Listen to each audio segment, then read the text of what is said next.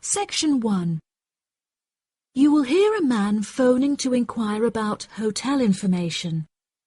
First, you have some time to look at questions 1 to 4.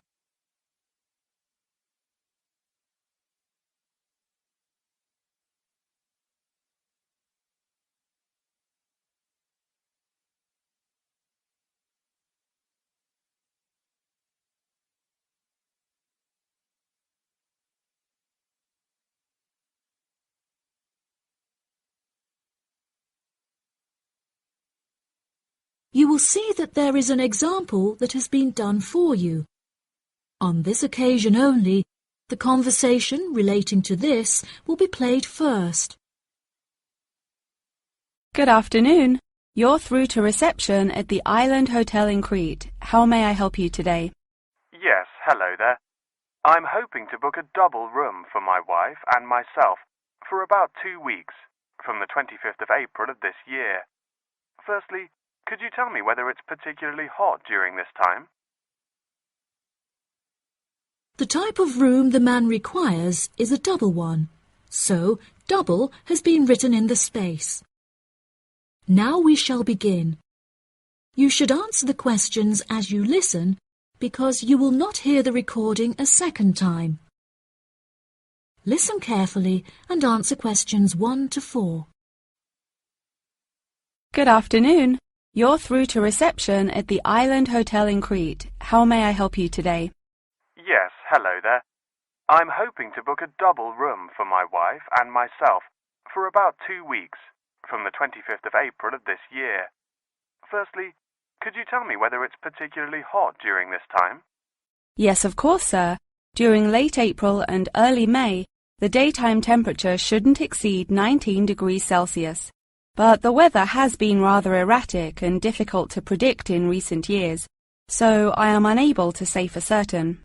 Okay, that sounds good. My wife doesn't like going outside when it's very hot.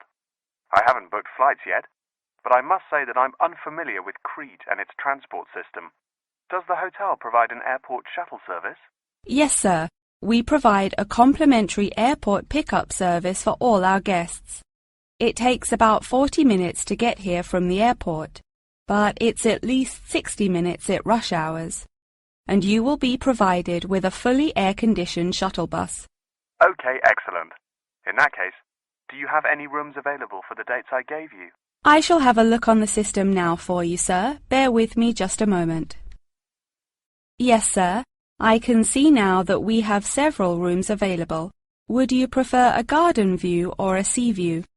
Well, ideally I would like a sea view room with a balcony, but of course that depends on the difference in price. Not to worry, sir. All of our standard double rooms have ensuite facilities and a balcony. If you would like one of our sea view rooms, there is a premium of €60 per night. Okay, so could you tell me the total nightly rate for a standard double room with a sea view? Yes, of course, sir. For the spring months, our rate is €216 per night. For 14 nights altogether, this will come to €3,024. Perfect. I also read on your website that the hotel has gym and spa facilities. Are there any other facilities on offer? Yes, we have a large outdoor infinity pool overlooking the ocean, with luxury sunbeds and a poolside bar. We also have 3 full-size tennis courts, where we run a popular doubles tournament, with the winner receiving 2 all-inclusive spa day vouchers.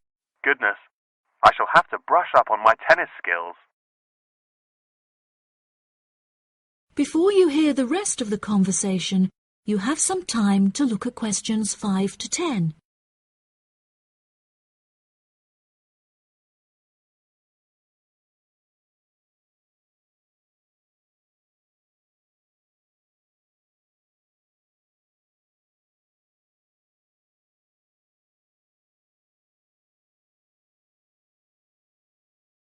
Now listen and answer questions 5 to 10. Are there any other activities organised by the hotel that we can partake in? It's just that it's our wedding anniversary on the 30th of June, and I would like to provide my wife with a perfect romantic getaway. I can assure you, sir, that your wife won't be disappointed. Ours is a 5-star resort, which is renowned for its luxury and beauty. In terms of activities, the hotel provides thrice-weekly entertainment. On Tuesdays, guests will take a minibus and partake in learning to cook succulent fish dishes with our Michelin-starred chef Enrique. The class will take place in a beautiful valley deep in the Cretan hills, where guests will be treated to an intimate piano performance by our in-house concert pianist Pedro. On Wednesdays, a select number of guests will be fortunate enough to explore the mountains by helicopter, before being transported to a tropical Cretan garden by shuttle bus. Finally, on Thursdays, after a fancy dinner, we provide a spectacular fireworks display, which guests can view from the comfort of a cable car. Oh, wow! That all sounds absolutely wonderful. I shall book the room now, and then I need to look at flights so as not to become extortionate. Would you like to take my details now or later? That is the end of section 1. You now have half a minute to check your answers.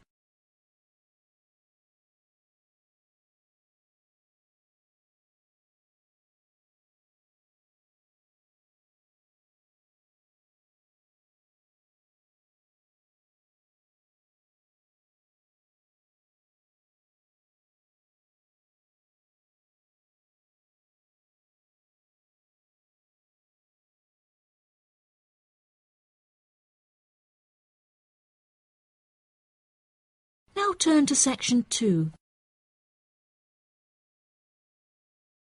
Section 2. You will hear part of a radio program about online exchange business. First, you have some time to look at questions 11 to 14.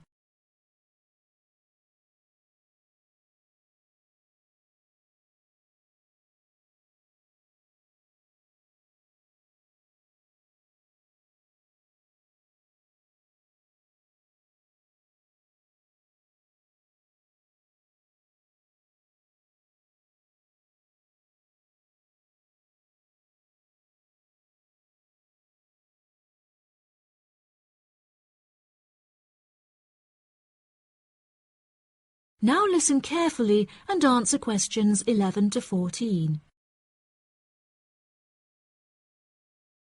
Barter Online UK is a young, up-and-coming website in the United Kingdom where users can buy new and used goods.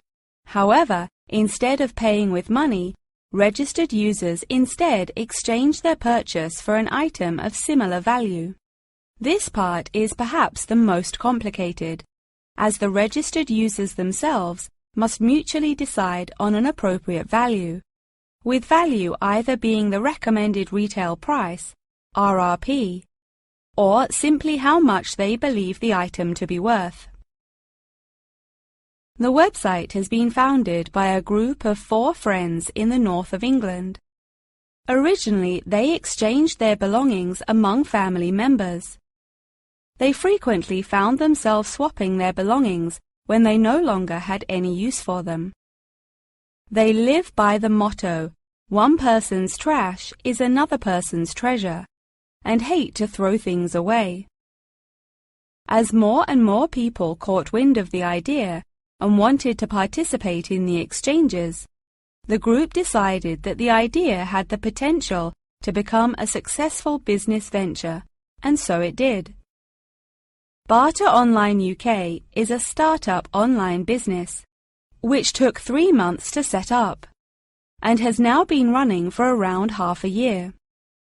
Despite only being founded a short time ago, the website has already garnered about 1,500 registered users, with 500 more than expected, a huge achievement for the founders. Some of the users are registered in the United Kingdom and Canada, with the majority from the Republic of Ireland. In order to become a registered member, users must first fill in their personal details, followed by their credit or debit card details, which will be used to take payment of a monthly fee of £5. As long as this fee is paid, users will be able to perform an unlimited number of online exchanges. Before you hear the rest of the programme, you have some time to look at questions 15 to 20.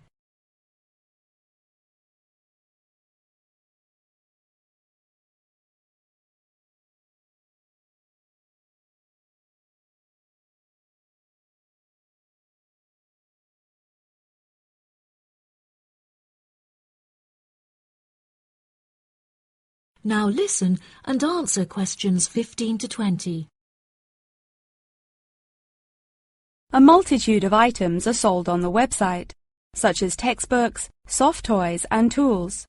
However, books for children and computer games are by far selected most. The exchange process itself is not as complicated as it might seem.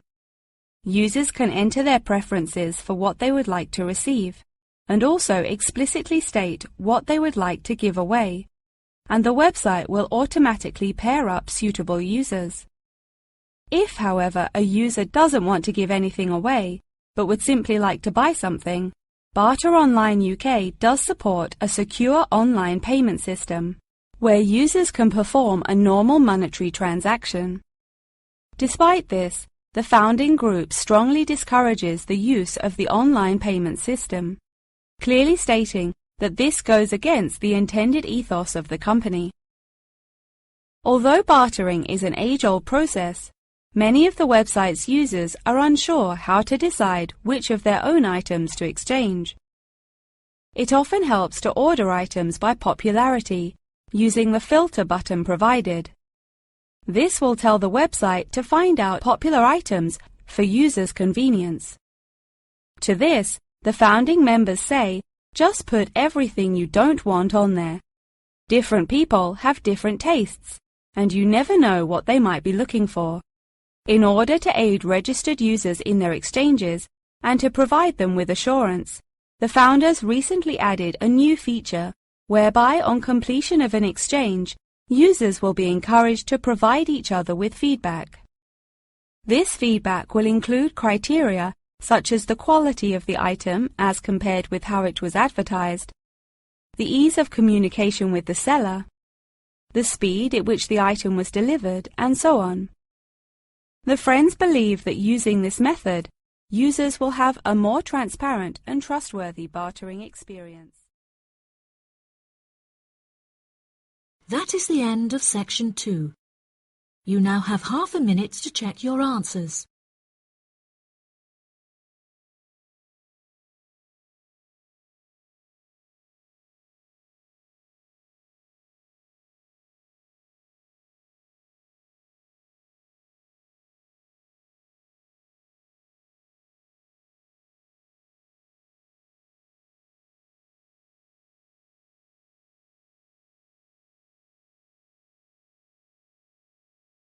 Now turn to section 3. Section 3. You will hear Tom and Annie, two students, talking with their professor about the assignment. First, you have some time to look at questions 21 to 26.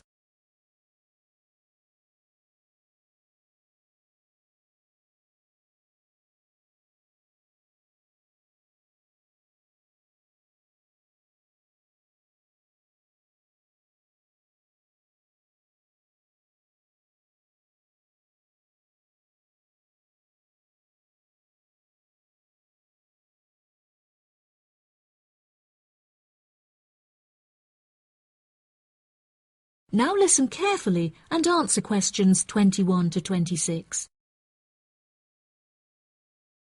Professor Tomlinson, may Annie and I please quickly ask you a few questions about the reflective journal assignment? It's just that we're a bit confused as to what you want us to include and discuss. Yes, of course. What are you having trouble with? Well, everything really. To start with, what should be included first in the reflective journal, Perhaps suggestions from others? No. Firstly, you should include the study goals you set yourself at the beginning of the module. This section should have been discussed in some detail towards the beginning of the course by Professor May. You should be able to find her suggestions on the slides she has provided the class online. OK, thank you, Professor. Could I also trouble you to take a brief look at my bibliography and footnotes? I feel like they're missing something. Most of our friends' bibliographies are longer. Well, looking at this, Annie, I can see that you have used a wide range of resources, which shows that you have made effective use of communication technology. As far as I can tell, you need not make any changes to this, although you might want to double-check that your referencing complies with the Harvard Referencing Style regulations. Oh, I'm very surprised you've said that. Thank you. Now I can set my mind at ease. Tom, you said you wanted to ask the professor about the achievements section. Ah, yes, Professor. In the assignment guidelines, we're asked to introduce and elaborate on our biggest achievement in the past, saying which skills we learned in the process and how these skills can be transferred to various different future careers. The only problem is that I don't know what my greatest achievement actually is. I've only ever worked as a waiter in a hotel restaurant during the summer holidays from university. If you worked as a waiter in a hotel restaurant, you're bound to have worked with other waiters as part of a team. Would you say that during your time as a waiter, you developed any leadership skills? Yes, well, I suppose I was asked to become the team leader of the food and beverage department, but that's hardly an achievement. You might not think so, but if you write that you were offered the position of the team leader, it shows a lot more about your character. For example, that you're charismatic and work well in a high-pressure situation. I never would have thought to write that down. Thank you. I guess I should start listening to others more often. Annie, do you have any more questions, or are you ready to go back to the library? Yeah, I think I've got everything I need. Thank you very much, Professor Tomlinson. That was really helpful. I'm actually starting to look forward to writing this now, and it should be a really useful exercise to prepare us for writing CVs and applying for jobs. It's shocking how bad I am at identifying my strengths and weaknesses. Professor Tomlinson has shown me that I definitely need to start displaying some self-awareness. Yeah, Tom, you really do. You're always so modest. Modesty is great until it comes to applying for jobs. Before you hear the rest of the conversation, you have some time to look at questions 27 to 30.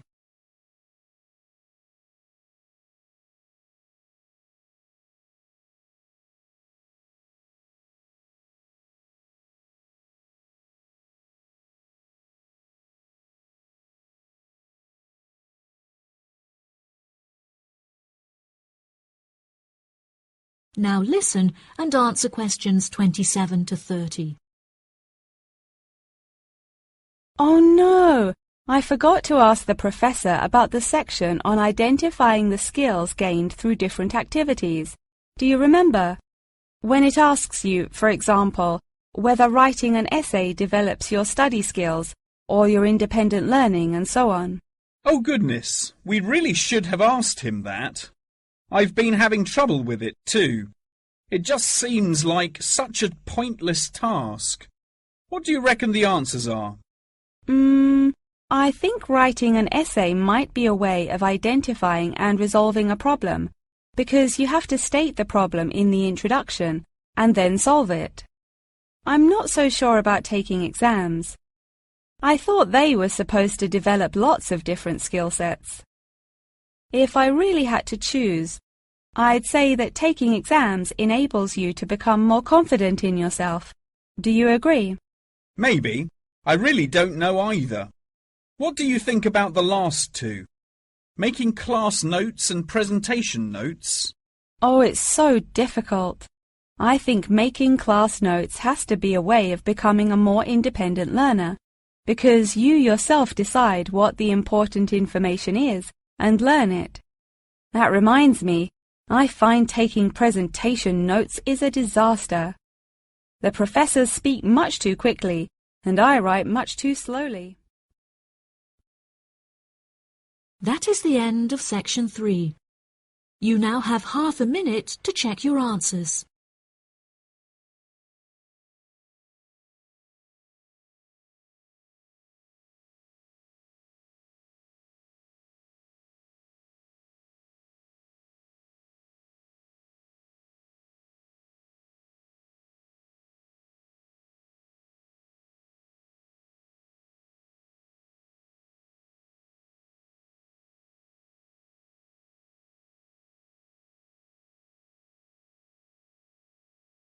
Now turn to section 4.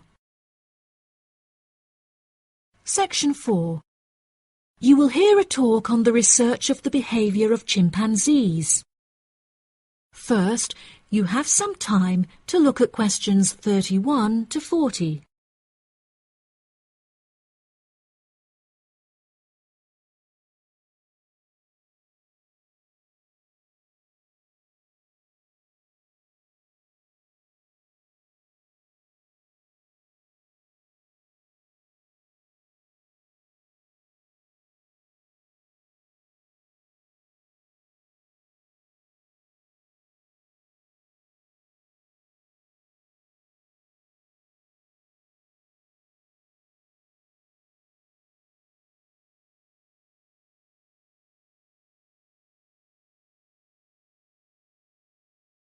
Now listen carefully and answer questions 31 to 40. Welcome back to my series of short lectures on apes. Today we will examine recent and historical breakthroughs on the behavior of chimpanzees, otherwise known as chimps. The word chimpanzee is an umbrella term for two different species of apes in the genus Pan, which are the common chimpanzee or Pan troglodytes found in West and Central Africa, and the bonobo, or Pan paniscus, which are found in the forests of the Democratic Republic of the Congo. Chimpanzees belong to the Hominidae family, together with gorillas, orangutans, and indeed humans. Current research tells us that the chimps broke away from the human branch of the Hominidae family approximately 6 million years ago, and remain the closest living relative to humans to this day. More modern researchers into chimpanzees have centered on their behavioral characteristics, once all biological and genetic factors have been ruled out. In this way, scientists have unearthed an unfathomable amount of similarities between human and chimpanzee behavior. Although much of this research has taken place through observation of captive chimps, the results are widely seen as an authoritative reflection of chimps living in the wild. Chimps live in large so-called communities comprised of many male and female members, with the social hierarchy determined by an individual chimp's position and influence. Through such research, scientists have found that chimps learn and adapt through observation of others' behavior. Once in power, the alpha male is often seen to alter its body language in order to retain power. For example, he might puff himself up in order to intimidate others, while lower-ranking chimps are noted to behave more submissively and holding out their hands while grunting. Female chimpanzees also have a distinct social hierarchy, with high social standing inherited by children. It is not unheard of for dominant females within a community to unite and overthrow the alpha male, backing another in his place. James Diamond, in his book The Third Chimpanzee, suggests that chimps should now be reclassified in the genus Homo instead of Pan, and there are many arguments still in favor of this. Male common chimpanzees are, on average, 1.7 meters in height, weighing 70 kilograms, with their female counterparts being somewhat smaller.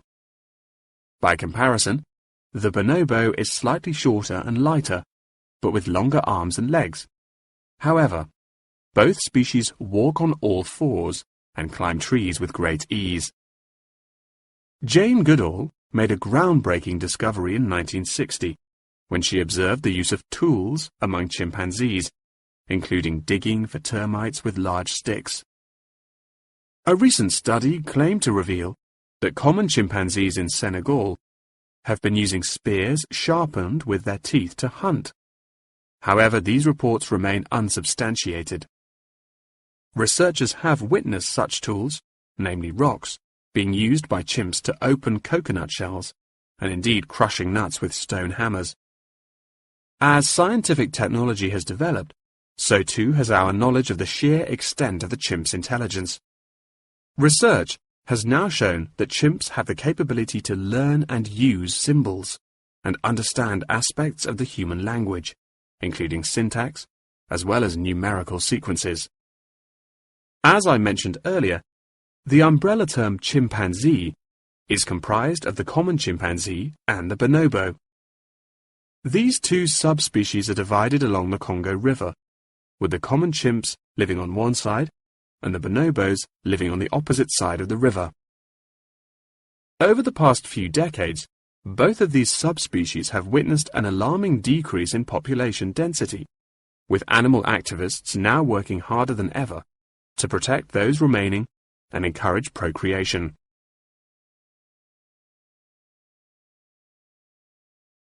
In addition, next week's episode will focus more closely on how chimpanzees in captivity are able to learn things through imitating the behavior of humans, as well as how chimpanzees' behaviors have developed over many generations. Thank you very much for attending this evening's lecture. I hope you found it intellectually stimulating, and I look forward to seeing you again next week. Good night. That is the end of section 4. You now have half a minute to check your answers.